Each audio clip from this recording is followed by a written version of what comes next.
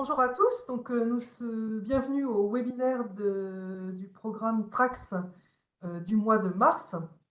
Alors aujourd'hui, à l'honneur, nous avons Cécile Caillot qui va nous présenter euh, une étude des épisodes méditerranéens de pluie intense et comment est-ce qu'on peut les modéliser. Cela illustrera les démarches qui sont envisagées et projetées dans le cadre du 10e projet ciblé de Trax qui s'appelle Localizing. Et comme son nom l'indique, eh bien, on voit ici comment est-ce qu'on atteint l'échelle locale. Donc Cécile, l'écran est à toi et le son aussi.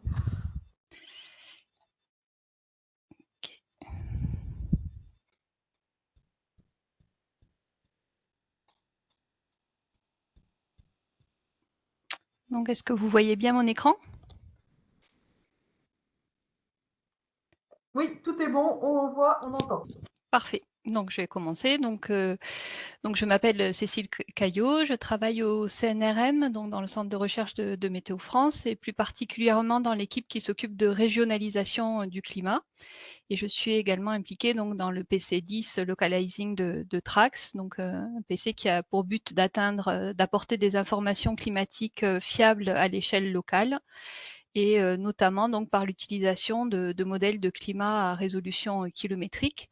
Et donc, je vais vous montrer aujourd'hui un exemple de ce qu'on peut faire avec un ensemble de modèles de climat à résolution kilométrique pour l'étude de phénomènes extrêmes que sont les épisodes méditerranéens.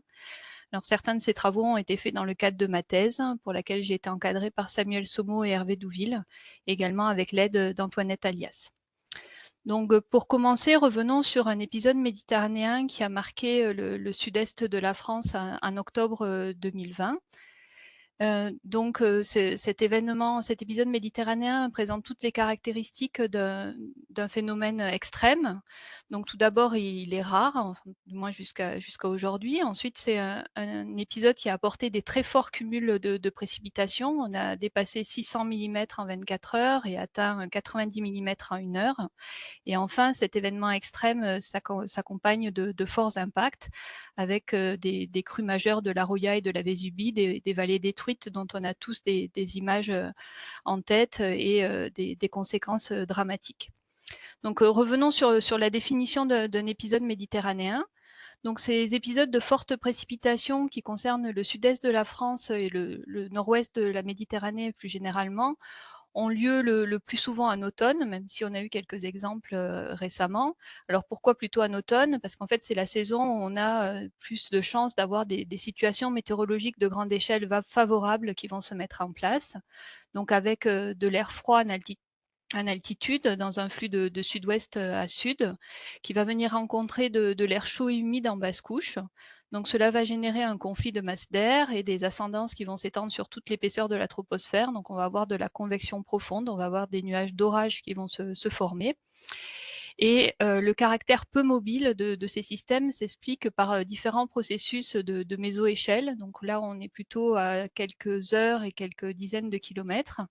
Donc le plus simple à comprendre, c'est le soulèvement orographique, dont les reliefs qui empêchent le déplacement de ces nuages d'orage et de ces précipitations. Mais on a également des soulèvements par convergence ou par dôme froid, qui vont expliquer donc ces très forts cumuls de précipitations qui vont être observés, qui vont dépasser les 100 mm en 24 heures et voire en quelques heures. Donc si on s'intéresse à la tendance climatique passée de ces épisodes méditerranéens, il y a plusieurs études sur la France qui s'accordent à montrer, donc depuis le milieu du XXe siècle, une intensification de ces épisodes méditerranéens de l'ordre de 12%, ainsi qu'une augmentation de la fréquence avec un doublement de la fréquence pour les épisodes les plus forts, supérieurs à 200 mm par jour. On peut noter des plages d'incertitude larges qui sont liées à la forte variabilité interannuelle. En effet, on peut avoir des années avec beaucoup d'épisodes, comme 2014, qui peuvent être suivies d'années avec aucun épisode ou très peu. Donc il y a une forte attente également pour l'évolution future de ces pluies méditerranéennes. Donc si on regarde du côté du dernier rapport du GIEC, donc il est montré qu'à l'échelle globale, on s'attend à une intensification des précipitations journalières extrêmes de l'ordre de 7% par degré, donc suivant la loi de Clausius-Clapeyron qui dit qu'un air plus chaud peut contenir davantage de vapeur d'eau. Mais je vous ai mis ici donc les changements des maxima de précipitations quotidiens pour l'automne, donc vu par des modèles de climat globaux avec des mailles de 150 km. Et on peut voir qu'en fait, il y a des disparités régionales. Et notamment sur le bassin méditerranéen, on remarque un accord modèle qui est faible et également des différences importantes suivant les simulations. Je vous ai mis ici, par exemple, les scatterplots pour les exercices CMIP 5 ou CMIP 6. Si on utilise des modèles régionaux de climat, donc avec des mailles de l'ordre de 12 km, on retrouve en fait des accords modèles qui sont faibles sur les régions méditerranéennes et également des différences importantes suivant les simulations des modèles climatiques. Donc ça nous amène à poser un premier verrou avec d'importantes incertitudes sur l'évolution des pluies extrêmes dans le bassin méditerranéen. Mais on peut se demander si ces modèles de climat représentent correctement ces phénomènes.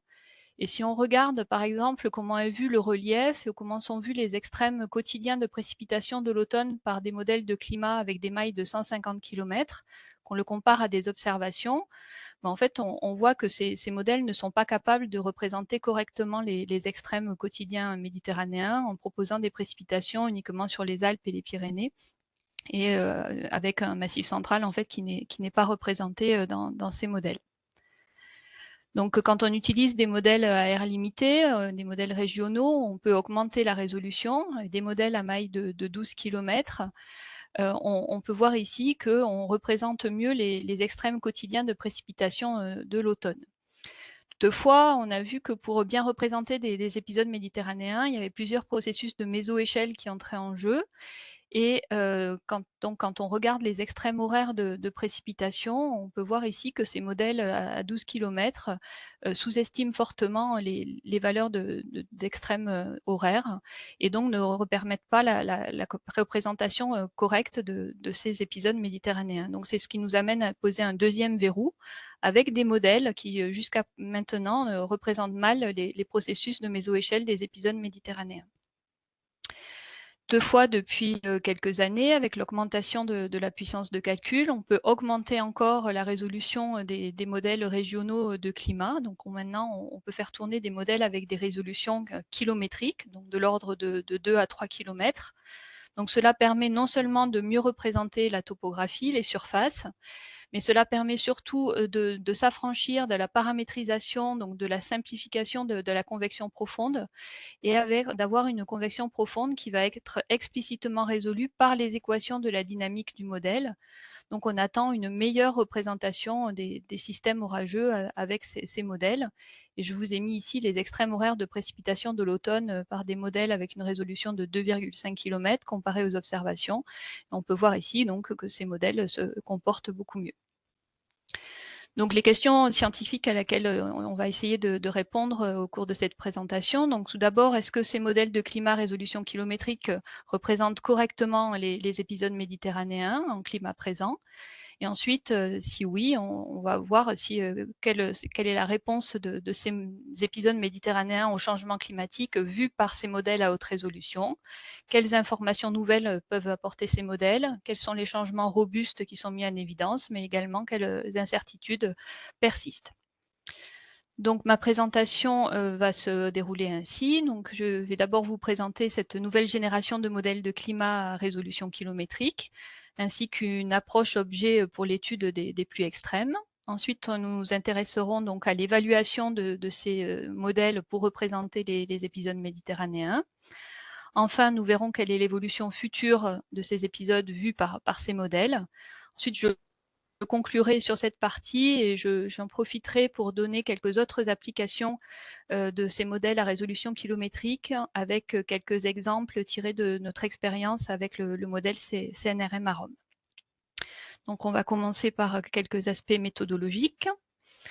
Donc au CNRM, on utilise le modèle CNRM-AROM. Donc c'est le modèle qui est basé sur le modèle de prévision numérique du temps AROM et dont on bénéficie de toute l'expérience.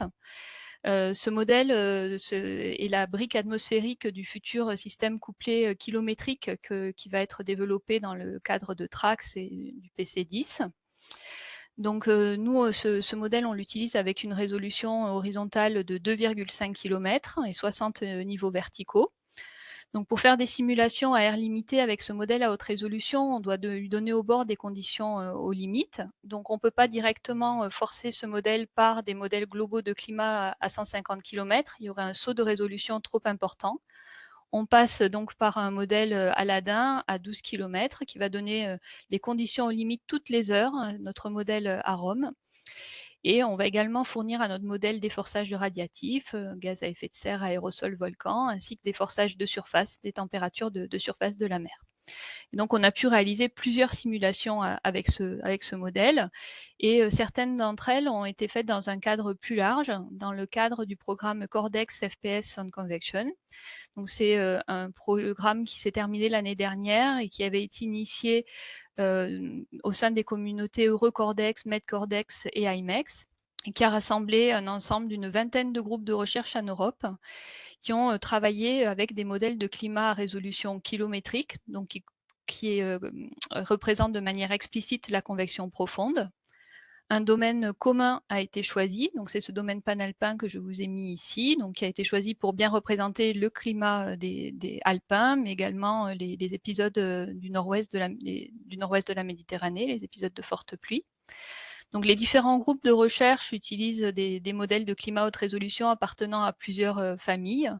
Donc certaines développées à partir de modèles de prévision numérique du temps existant, comme nous le modèle AROM, c'est également le cas de la communauté Cosmo, et d'autres à partir de modèles régionaux de climat plus récemment développés, comme le modèle REC-CM ou le modèle REMO. Donc on a fait des simulations de 10 ans. Alors pourquoi seulement 10 ans? Parce qu'en fait, à haute résolution, c'est très coûteux de faire des simulations. Et le scénario choisi était un scénario de fortes émissions, le scénario RCP 8.5, pour essayer de maximiser le rapport signal sur bruit compte tenu de la relative courte durée de nos simulations. Donc pour étudier les précipitations extrêmes, on peut mettre en œuvre deux approches statistiques différentes. Donc très classiquement, en climat, on utilise plutôt l'approche eulérienne pour étudier les précipitations extrêmes. Donc on va se placer à un point fixe donné, et pour chaque maille, on va calculer des indicateurs comme les extrêmes horaires de précipitation. Mais grâce à la bonne représentation des précipitations horaires avec les modèles de climat résolution kilométrique, maintenant, en fait, on peut utiliser des approches qui jusqu'à présent étaient peu utilisées en climat pour les précipitations, des approches de type lagrangienne ou objet, où là, on va suivre le système au cours du temps. Et donc, pour chaque système fortement précipitant, on va pouvoir étudier sa propagation et étudier des caractéristiques intrinsèques comme la durée de vie ou la vitesse. Donc c'est cette approche que j'ai mis en œuvre grâce à un outil de détection et de suivi des systèmes précipitants qui a été développé au CNRM et qui est utilisé actuellement à Météo France en prévision immédiate pour le suivi des systèmes orageux. Donc la première étape, c'est la détection de cellules. Donc là, moi, je pars de cumul horaire de précipitation et je vais détecter mes cellules comme des points de grille contigus dépassant un seuil donné. Ici, je choisis par exemple le seuil 10 mm par heure et je peux définir différentes caractéristiques pour chaque cellule. La deuxième étape, donc, c'est la constitution de trajectoires. À partir de chacune des cellules, je vais les appareiller avec des conditions de recouvrement et de corrélation. Et ainsi, vous pouvez voir la trajectoire en petit reté blanc qui va se dessiner avec les caractéristiques de chaque cellule. Et enfin, la dernière étape, c'est pour cet ensemble de cellules donc, qui constitue un système précipitant détecté et suivi. Je vais pouvoir calculer des caractéristiques comme la durée de vie ou le volume. Donc j'ai appliqué cette approche objet à un ensemble donc, de simulations du FPS convection pour différentes périodes. Et moi, je m'intéresse en particulier aux épisodes méditerranéens français. Donc pour cela, je définis une zone, un critère temporel, et je m'intéresse aux fortes précipitations, donc en choisissant le seuil de 10 mm par heure, ayant lieu pendant des journées où on a dépassé 100 mm au moins à un endroit dans le domaine. Donc maintenant qu'on a mis au point la méthodologie, on peut passer à l'évaluation de nos modèles pour la simulation des épisodes méditerranéens. Donc pour cela, je vais utiliser des simulations d'évaluation. Donc c'est des simulations qui vont être forcées au bord par les réanalyses. Donc c'est les meilleures conditions au bord possibles. Et je vais les comparer à des observations de référence. Donc ici, pour les précipitations, je vais utiliser la base de données Coméphore sur la France, qui est kilométrique et horaire, qui prend du radar et des stations, et la base de données kilométrique également Griffo sur l'Italie, qui ne prend par contre que des stations. Donc tout d'abord, un résultat de statistiques eulériennes avec les extrêmes horaires de précipitation de l'automne pour la moyenne de l'ensemble des modèles régionaux à 3 km qu'on va comparer aux observations. Donc on peut voir ici que ces modèles représentent correctement les zones touchées par les épisodes méditerranéens de l'automne, ainsi que les intensités des extrêmes horaires. Et quand on compare à la moyenne de l'ensemble pour les modèles régionaux de climat à 12 km, que je vous ai mis ici au milieu, on peut voir que les modèles à résolution kilométrique apportent de la valeur ajoutée en représentant mieux les intensités ainsi que le positionnement des fortes précipitations. Donc si maintenant on passe à des résultats issus donc de l'approche lagrangienne, où maintenant on suit notre système au cours du temps, on peut s'intéresser tout d'abord aux densités de trajectoire. Donc ici, pour la moyenne de l'ensemble de ces modèles à 3 km. Donc ici, en comparant aux observations, on peut voir qu'on retrouve une bonne représentation des zones touchées par les épisodes méditerranéens. Et quand on fait la différence, on peut voir qu'on a toutefois une tendance à surestimer sur le relief et sur le sud de l'Italie nos densités de trajectoire. Sur ces points-là, on peut se poser la question de la qualité des observations. On sait que les précipitations ont tendance à être sous-estimées par les observations sur le relief. Et de même, sur le sud de l'Italie, on sait que la densité des stations utilisées dans la base de données Griffo est assez faible. Par contre, sur le sud-est de la France, dans les plaines au piémont des Cévennes, là, c'est des zones où en fait on a une bonne confiance dans les observations et on remarque qu'il y a une tendance à sous-estimer les densités. Donc on va regarder un peu de manière individuelle ce qui se passe dans le sud-est de la France. Donc ici, je vous ai mis chaque simulation et j'ai classé mes simulations par famille de modèles de climat haute résolution. Donc on peut voir qu'il y a quand même des différences suivant les simulations, notamment par exemple pour la modèle REMO qui a tendance à sous-estimer fortement les densités, ou des modèles WRF et REXCM qui ont tendance, eux, à plutôt avoir des surestimations assez importantes. Et on peut remarquer également des comportements proches par famille de modèles. On peut, au sein de la famille Cosmo, et puis ici je vous ai mis en évidence au sein de la famille Arome, avec pour ces modèles à Rome plutôt une meilleure représentation des densités sur le piémont des Cévennes et les plaines du sud-est de la France par rapport aux autres modèles. Donc si on s'intéresse justement aux autres caractéristiques des systèmes orageux donc sur le sud-est de la France. Donc, je vous ai mis ici quelques caractéristiques de mes systèmes et la différence par rapport aux observations. Donc, quand on est proche de 0, c'est qu'on est proche des observations. Donc, chaque simulation est représentée par un symbole et j'ai mis des couleurs différentes suivant les familles de modèles de climat.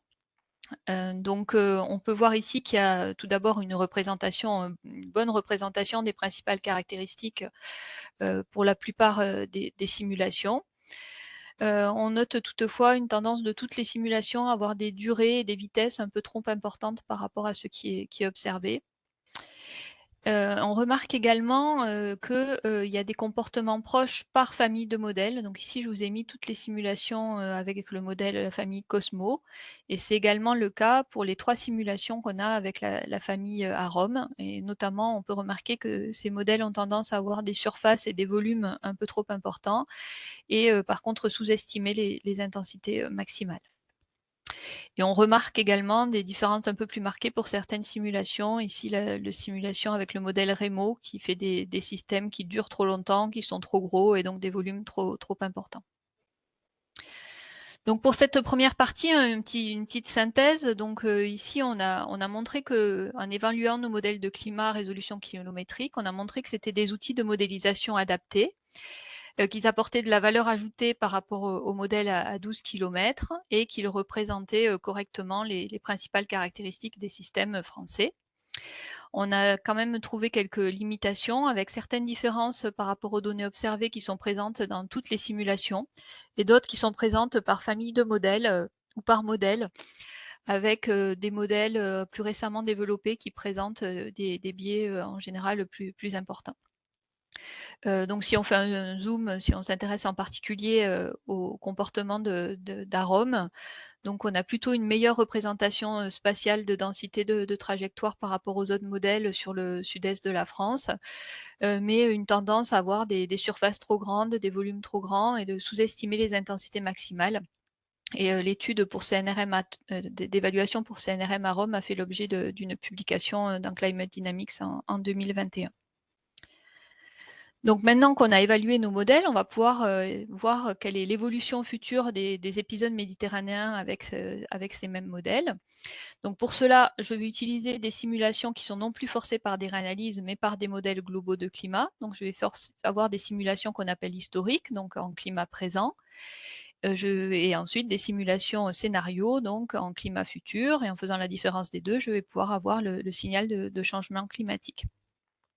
Toutefois, avant de passer au signal de changement climatique, il faut quand même s'assurer que nos simulations historiques, qui ne sont non plus forcées par des réanalyses, mais par des modèles globaux de climat, représentent correctement les épisodes méditerranéens. Donc, on va les valider en comparant à des observations de référence.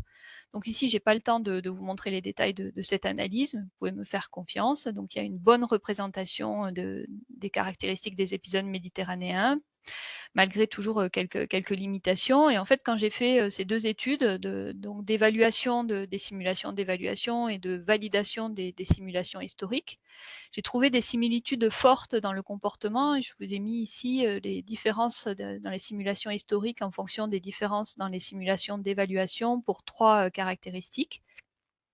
Et on peut voir en fait qu'on est proche de la diagonale. Donc cela montrerait donc en fait que les biais seraient indépendants donc du modèle forceur et que certains biais donc seraient des biais intrinsèques au modèle de climat à haute résolution. Donc une fois qu'on a validé nos simulations historiques, maintenant on peut s'intéresser au signal de changement climatique. Donc tout d'abord, on retrouve nos densités de trajectoire. Ici, donc, ce sont des changements de densité de trajectoire attendus pour la fin de siècle. Donc si on compare les simulations historiques et fin de siècle, on a une augmentation de la fréquence des systèmes fortement précipitants sur une grande partie du domaine panalpin. Et je vous ai mis à droite les accords de modèle, donc avec des couleurs vertes lorsqu'on a un accord de modèle et des couleurs vert sapin quand on a un très bon accord, avec plus de 90% des modèles d'accord. Et en fait, c'est le cas sur 71% du domaine terrestre. On peut aussi s'intéresser à le changement d'extension de ces épisodes méditerranéens. Donc pour cela, je me suis basée sur le contour de 10 cellules par an dans les simulations historiques et j'ai pu montrer un doublement des zones touchées sur le domaine panalpin. Par contre, si on regarde sur le sud-est de la France, qui est une zone particulièrement d'intérêt pour nous, en fait, on voit ici qu'il y a un accord modèle qui est faible et des changements de densité qui ne sont pas clairs sur ces zones. Donc là aussi, on va regarder ce qui se passe au sein de l'ensemble avec les simulations de manière individuelle. Donc on peut voir donc ici donc chaque changement de densité pour chaque modèle de manière individuelle. Donc là, j'ai fait comme tout à l'heure, donc j'ai rassemblé mes modèles par famille de modèles de climat à résolution kilométrique. Et en fait, j'obtiens des différences assez importantes au sein d'une même famille. Par exemple, ici, on peut voir la ROM HClim qui propose une diminution, alors que la ROM KNMI propose une augmentation. Alors, j'ai rangé plutôt mes différentes simulations en fonction du modèle de climat forceur. Et là, en fait, je vais pouvoir trouver des comportements proches. Donc, je vais vous en illustrer deux. Par exemple, si on prend les trois simulations forcées par ici Earth, j'ai peu de changements, voire une diminution sur le sud-est de la France. Et quand je prends mes deux simulations forcées par le modèle AGEM, là, j'ai plutôt tendance à avoir une augmentation. Donc ce que l'on montre ici, c'est que pour les changements de fréquence, en fait, ça serait plutôt piloté par des changements de situation synoptique favorables qui sont imposés par les modèles globaux de climat forceur. Alors ensuite, on va s'intéresser donc au changement d'autres caractéristiques pour les épisodes méditerranéens français.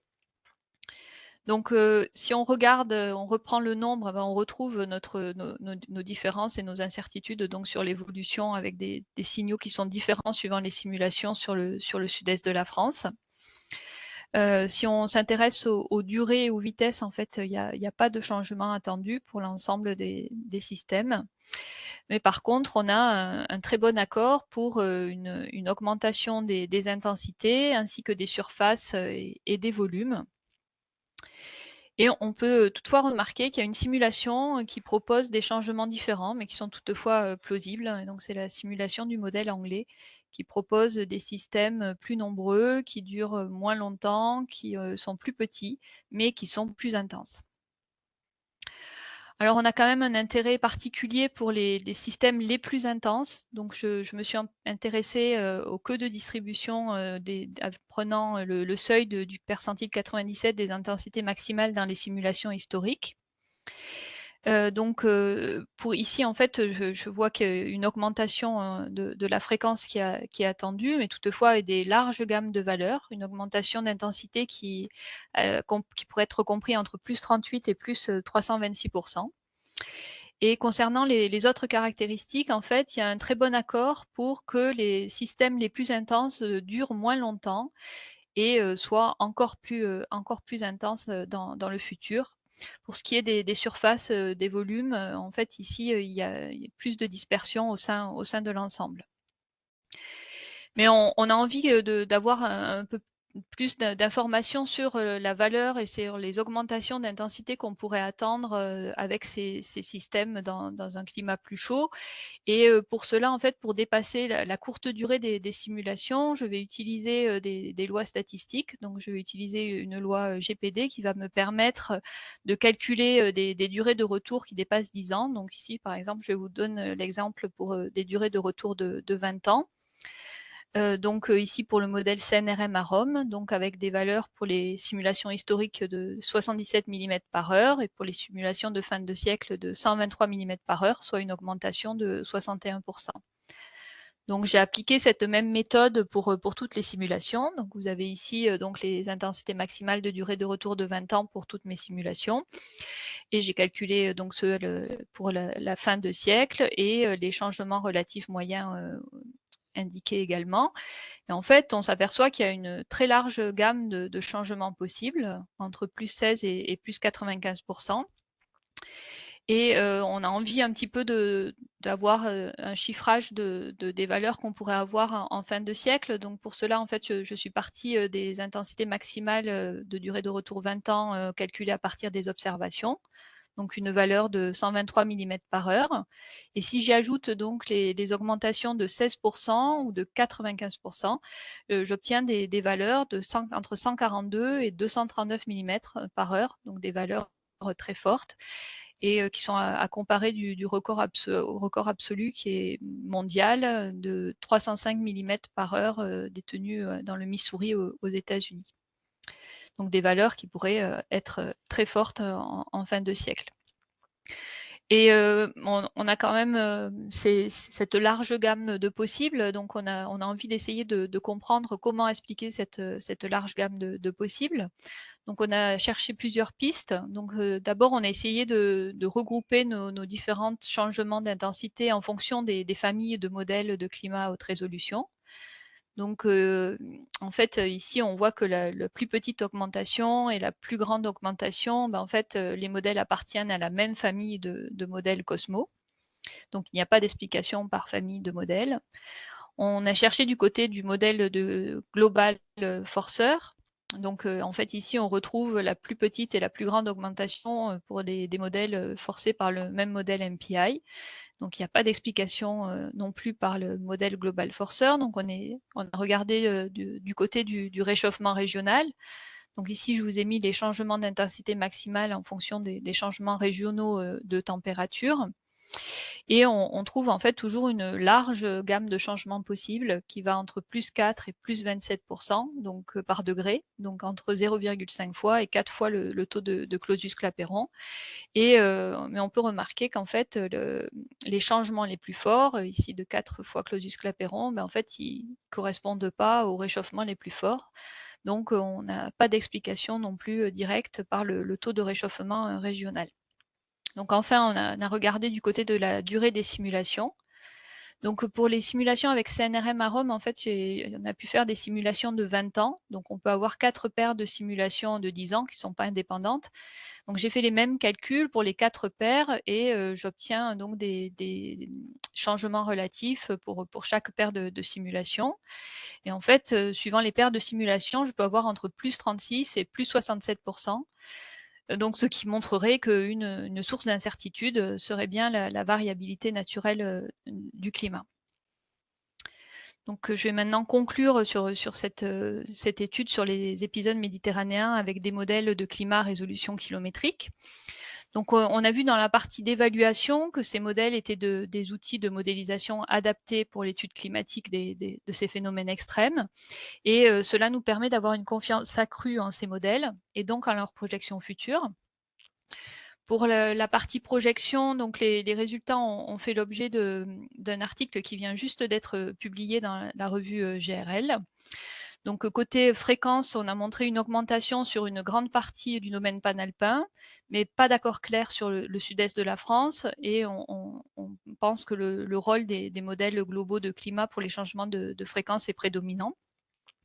Et là, je vous ai mis la conclusion pour les systèmes les plus intenses en fin de siècle. Donc, le premier résultat, c'est important, c'est une confirmation de l'augmentation des intensités qui était déjà montrée avec des modèles à maille plus grossière, mais dont on pouvait avoir moins confiance. Et on a également montré que pour ces systèmes les plus intenses, on a des durées de vie qui sont plus courtes dans le futur. Toutefois, il reste des incertitudes, et notamment dans les gammes de changements proposées, donc avec des fréquences de ces événements les plus intenses qui varient entre +38 et +326%, ainsi que le degré d'intensification des systèmes pour des durées des intensités maximales pour les durées de vie pour les durées de retour de 20 ans, qui peut atteindre jusqu'à 4 fois Clausius-Clapeyron. Donc on a commencé à chercher les sources d'incertitude. Donc une partie viendrait des modèles globaux, mais il y a également la variabilité naturelle du climat, donc des simulations de 10 ans pour étudier les extrêmes, c'est un peu limitant. Notre ensemble est encore petit. Il y a également des différences dans le protocole de simulation qui compliquent l'analyse. Et on a exploré un seul scénario, le scénario RCP 8.5. Donc pour terminer, je vais élargir un peu mon propos. Avec des modèles de climat à résolution kilométrique, on peut étudier d'autres phénomènes. Et je vais vous donner quelques exemples de ce qui est fait au CNRM avec donc le modèle CNRM à Rome. Donc c'est pas une liste exhaustive.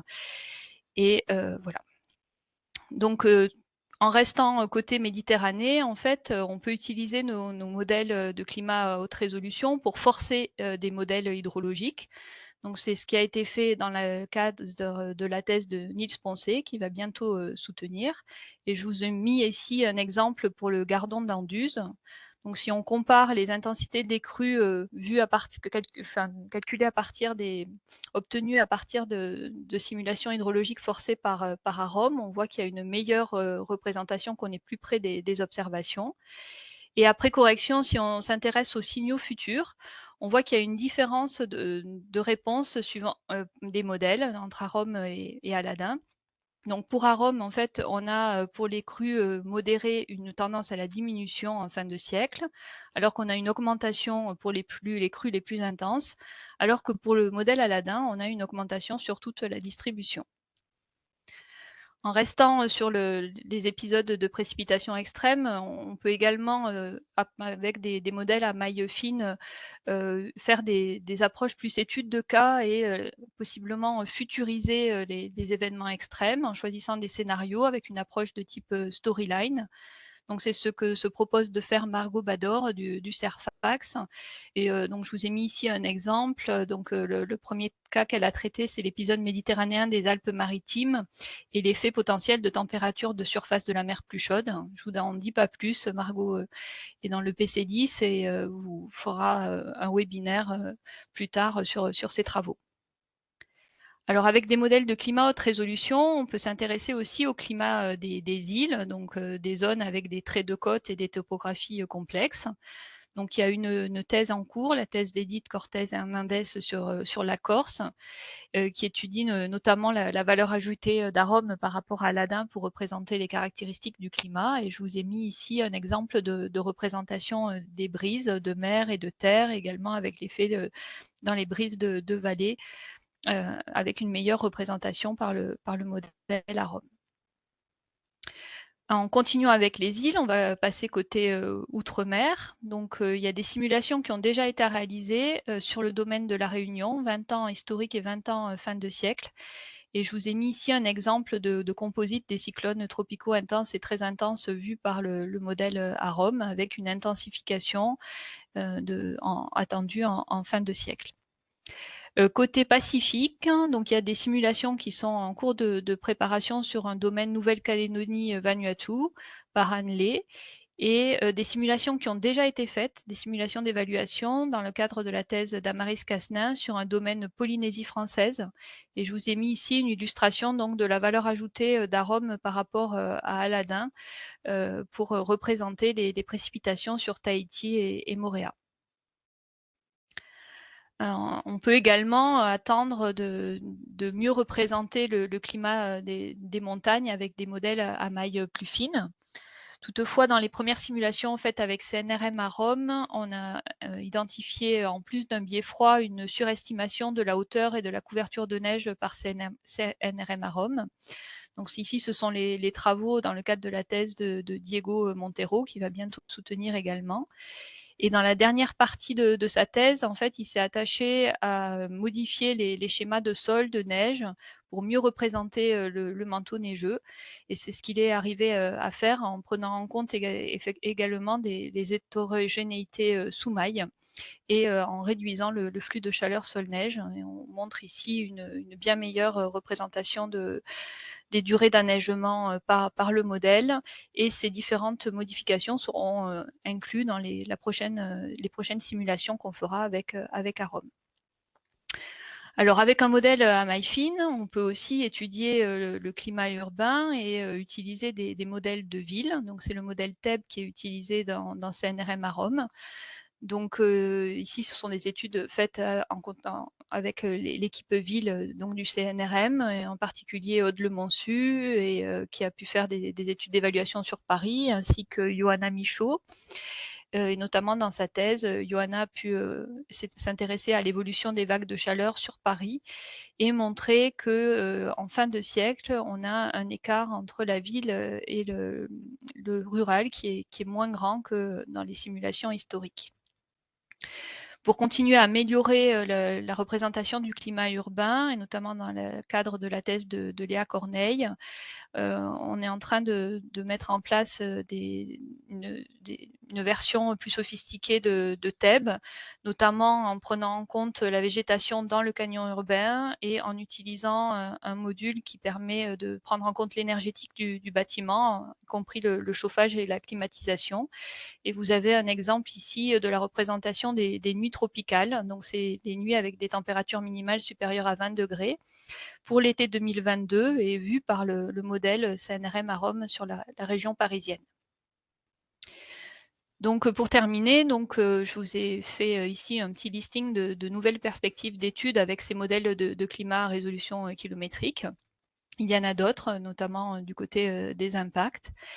Et je vous indique également quelques perspectives. Donc, on va, dans les prochaines simulations qu'on va faire, on va essayer de mieux représenter la variabilité naturelle du climat, notamment en allongeant les simulations. On va les multiplier avec des approches de type storyline pour bien choisir les modèles forceurs, mais également avec des nouvelles méthodes de descente d'échelle hybride de type émulateur pour faire des simulations beaucoup plus nombreuses à moindre coût. Et tout ça en poursuivant une coordination internationale pour avoir toujours des ensembles et de la diversité. Et un deuxième axe de perspective, donc c'est continuer à diminuer les incertitudes liées au modèle, notamment en poursuivant leur amélioration et leur complexification. Et plusieurs de ces axes seront faits dans le cadre du PC10 de Trax. Et juste pour terminer, donc une bonne nouvelle, donc les simulations avec CNRM à Rome sur la France, ou couvrant en partie la France, sont en train d'être publiées sur le SGF, donc mises à disposition grâce au travail de Thiago Machado et d'Alina Barbu. Donc sur le domaine panalpin, je vous ai mis ici les différentes simulations et donc les données vont être disponibles. Il y aura quelques données également sur le domaine nord-ouest de l'Europe qui vont être mises sur le SGF. Mais c'est des données, enfin n'hésitez pas à nous contacter si vous souhaitez. On veut complètement partager ces données avec ceux qui sont intéressés. Et enfin, donc dernier point, donc on est actuellement en train de préparer des nouvelles simulations. Donc c'est sous la coordination d'Antoinette Alias et d'Elisabeth Tarader-Costaud. Donc sur un domaine Alpes étendu, en prenant en compte les améliorations de schémas de surface de sol, de modèles de ville, et avec des simulations qui vont être des simulations plus longues. Donc voilà, j'ai terminé ma présentation. Juste pour terminer, je vous ai mis une liste d'articles déjà publiés en multimodèle et en particulier avec le modèle CNRM à Rome. Voilà, sinon j'ai terminé et j'attends vos questions. Merci beaucoup, Cécile, de ce très beau panorama du focus sur les épisodes méditerranéens. On a bien, on voit tout le travail de l'équipe derrière et aussi le partage de données qui est important. Alors, c'est la première fois que je fais ça là sur Webex. Donc, vous pouvez poser vos questions en levant la main à côté du bouton réaction. Donc, vous pouvez vous manifester comme cela. Vous pouvez aussi poser vos questions dans le chat, mais je pense on peut se parler, c'est sans doute mieux. Surveille le chat si vous n'arrivez pas à lever la main. Je vous laisse réfléchir un petit peu à vos questions. Bonjour, vous m'entendez? Oui. Merci beaucoup pour cette présentation. J'avais une question. Je voulais savoir si les résultats de ces modélisations, est-ce qu'ils commencent à influencer la planification et la prise de décision dans la gestion des risques climatiques, en particulier pour les événements de précipitations extrêmes? Alors, c'est une très bonne question. Alors, ces simulations peuvent être, en fait, la problématique avec nos simulations, c'est que pour l'instant, on a des simulations qui sont avec des durées courtes et qui sont encore peu nombreuses. Donc, pour avoir des réponses robustes, en fait, il faut qu'elles soient prises en compte en même temps que des simulations avec des ensembles plus grands et sur des plus longues périodes. Alors pour l'instant, nos simulations ont été peu prises en compte, mais vont être prises en compte notamment dans les mois et dans les années à venir pour les risques. Ok, merci. Oui, bonjour. Merci pour la présentation. C'était vraiment très intéressant. Je suis curieuse de savoir si on sait expliquer pourquoi dans le futur la différence des extrêmes de température, de canicule, est plus importante et la différence pardon, c'est entre le milieu urbain et la ville. Alors, je reprends, excusez-moi. Euh, donc, dans le futur, il y a moins de différence d'extrême de température entre le milieu rural et la ville, c'est pour savoir si on sait expliquer pourquoi. Alors là, moi, je n'ai pas la réponse, mais je vous invite, donc ça fait partie de la thèse de Johanna. Alors peut-être Samuel, non, je vois Samuel qui a sa fiche, a une réponse. Mais non, c'est la thèse, ouais. Oui, vas-y, je peux essayer de répondre si tu veux. Donc, c'est en effet les résultats de la thèse de Johanna Michaud qui a été soutenue il y a pas longtemps, et je pense que ces résultats seront publiés prochainement. La raison de base, si on veut faire très simple, en gros, aujourd'hui, ce qui explique une grande différence entre ville et campagne dans le climat d'aujourd'hui, c'est qu'on peut avoir de l'eau dans le sol qui permet d'avoir une évaporation et donc une rétroaction négative dans la zone rurale, ce qui fait que les canicules sont atténuées par rapport au milieu urbain, qui n'a pas cette capacité puisque les sols sont anthropisés. Et dans le futur, en fait, il y a un assèchement général en France de manière générale, et donc ce feedback négatif n'est plus possible. Et c'est ce qui explique cette différence réduite entre ville et campagne. Et c'était pas forcément attendu quand on s'est posé ce type de questions peut-être la première fois il y a 10 ans. Quoi. Ouais, c'est intéressant. Et dans les scénarios futurs, on prend en compte la végétalisation des villes, des choses comme ça ou... Pour l'instant, non. Et ça fait partie des objectifs que l'on va avoir avec les développements récents que Cécile a présentés. C'est-à-dire qu'on va avoir la capacité de faire ce genre de test maintenant avec la nouvelle génération de modèles qu'on a préparés. Ok, merci. Ensuite, ce qui est difficile, c'est d'avoir des scénarios très locaux, de la manière dont les villes pourraient s'adapter au changement climatique, qui soient en accord avec les scénarios très globaux de type SSP ou RCP.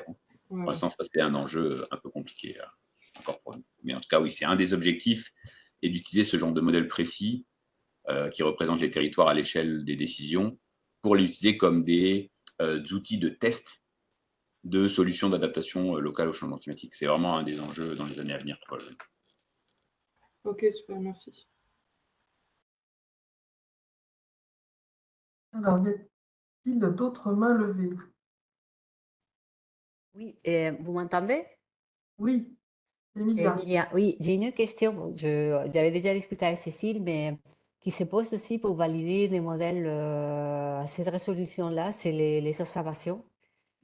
Est-ce que, parce que je sais que par exemple pour la France, tu as utilisé comme effort, mais est-ce que tu peux, quel est ton avis par rapport aux observations d'aujourd'hui pour valider tous ces modèles de convection permitting? Qu'est-ce qu'ont utilisé les autres collègues et quel est ton avis par rapport au système d'observation d'aujourd'hui pour bien valider ces modèles? C'est une très bonne question et c'est vraiment un enjeu. En fait, avec des modèles à résolution plus fine, on a besoin de bases de données à résolution plus fine au niveau spatial, temporel. On veut des longues durées, on veut que ça soit homogène.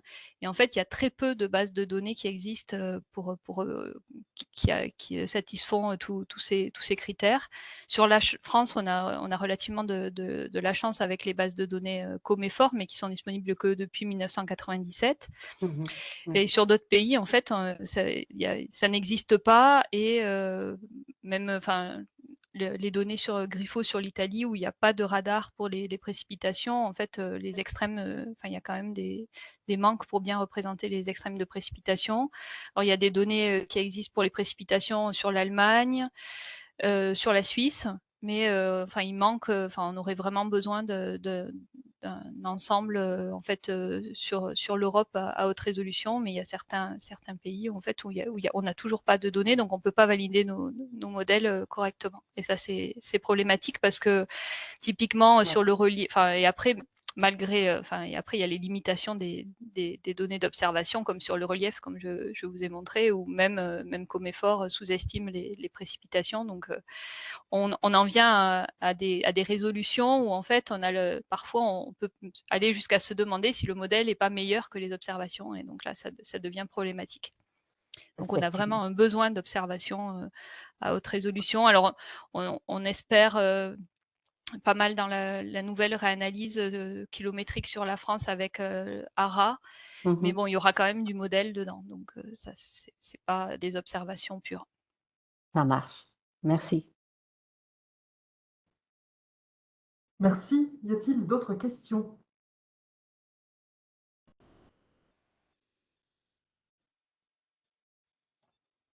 Alors, moi j'en ai une du coup. Tu montres bien que certains événements, pour certains événements ou certaines caractéristiques, le forçage grande échelle est impliqué dans l'explication des changements pour le futur. Et pour d'autres, ça a l'air plus variabilité interne à l'échelle du domaine ou sous l'échelle du domaine. Donc ça, tu l'as très bien montré pour l'étude des épisodes méditerranéens. Est-ce que ce même genre d'étude a été fait pour les autres domaines que tu montres? Et est-ce que finalement, selon le type d'extrême qu'on va regarder, on va pouvoir on va pouvoir établir des règles sur les simulations qu'on a envie de faire, plus de grande échelle pour avoir plus de variabilité ou plus de petite échelle pour avoir la variabilité interne. Quelle serait la stratégie là-dessus? Alors, déjà pour savoir s'il y a sur d'autres domaines, des ensembles multimodèles et ben, à ma connaissance, non. En fait, c'était vraiment une opportunité d'avoir tous ces groupes de recherche qui ont travaillé ensemble et qui se sont mis d'accord sur un domaine commun avec des groupes qui étaient basés en Europe du Nord et qui ont quand même fait des simulations très coûteuses sur le domaine panalpin. Donc c'était une chance, c'est vraiment une grande chance. Et ça nous a permis donc de montrer qu'on a toujours besoin de diversité en fait. C'est ça qui est important en fait, c'est que en fait même à haute résolution, on a des modèles qui peuvent réagir de manière différente. Donc en fait, ça pousse à dire qu'il faut continuer à avoir, même à haute résolution, des modèles à maille fine différents. Donc pour l'instant, sur d'autres parties du monde, en fait, on va. Mais en fait, c'est une simulation. Donc c'est clair que c'est limitant. Mais en fait, ça dépend un peu à quoi on s'intéresse. Et là, moi, j'ai pu montrer qu'en fait, si on veut avoir des informations sur la fréquence, donc sur les situations de grande échelle, en fait, ça peut suffire d'utiliser, de chercher l'information sur les modèles grande échelle. Mais après, voilà, suivant. Je rebondis sur ta réponse, parce qu'effectivement, cette diversité de modèles, euh, elle est intéressante, alors que même, bon, en allant à des échelles kilométriques, tu l'as expliqué, la convection est explicitement paramétrisée, donc on a moins de paramètres de paramétrisation dans ces modèles-là que dans les grandes échelles, et pourtant on garde la diversité. Donc, est-ce qu'on sait d'où vient cette diversité déjà? Est-ce que ça vient de la représentation du sol, de la topographie? Euh, Parce que tu as montré, je pense que ça ne venait pas forcément du forçage externe, donc euh, qu'est-ce qui reste Alors, qu'est-ce qui reste? Bon, déjà, quand avec des résolutions de 2 à 3 km, il y a encore des choses qui sont paramétrisées hein, dans les modèles, notamment la convection peu profonde, la turbulence, la microphysique. Donc, je pense qu'il y a une partie des choses qui viennent de tous ces paramétrisations qui sont encore présentes à ces résolutions.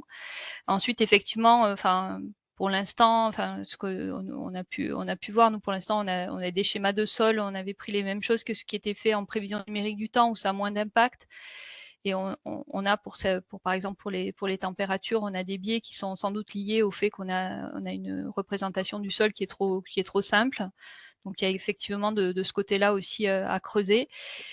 Et en fait, un peu la problématique qu'on a actuellement, c'est que c'est des simulations qui sont très coûteuses. Et donc, pour faire des études de sensibilité, eh ben, on a encore un peu de mal. Mais j'espère qu'on pourra effectivement voir, en faisant des études propres de sensibilité, voir l'origine des différences entre les différents modèles.